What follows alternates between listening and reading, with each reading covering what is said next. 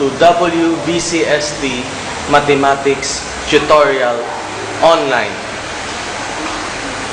conceptualized by RJY, advisor of Math Club, with the assistance of Miss JLB. This is still our first topic, part 3 of fraction, raw and unedited version. Part 3 of our fraction will be how to add and subtract similar fraction or like fraction for that matter. How do we distinguish similar fraction? We can say that two or more fractions are similar if they have the same denominator. One example is 7/10 and 4/10. Notice that the denominator 10 in the first fraction and in the second fraction are the same. Hence, they are considered a similar or like fraction. Another example is 3/8 and 2/8. This is also an example of similar fractions because the denominator are the same. How do we add similar fraction? Simple. Let's make one example first. We have here 3/10 added to 5/10. These two fractions are similar fractions because they have the same denominator, 10. How do we add this? Simply, we just add the numerator and copy the denominator. Here we go. We just add the numerator, 3 plus 5, and copy the common denominator, which is 10. Furthermore, we have 3 plus 5, 8 all over 10. This is now the result when you are going to add two similar fractions, 3/10 and 5/10. By the way, the answer can still be reduced to its simplest form, which is 4/5.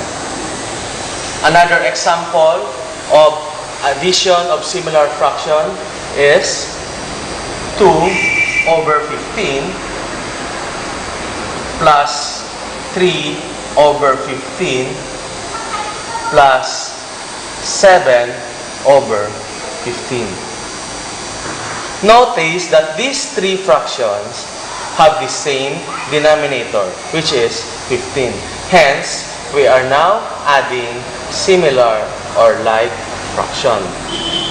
As we did in our first example, all we do is copy the common denominator, which is 15, and just add all the numerators. 2 plus 3 plus 7. And we have 5 plus 7. We'll have here 12/15. Which is the result when you are going to add three similar fractions. 2/15, 3/15, and 7/15. This can still be reduced to its simplest form, which is 4/5. We now go to subtraction of similar fraction. Okay? One example of subtraction of similar fraction is 7/8 less 3/8. We are going to perform subtraction of similar fraction.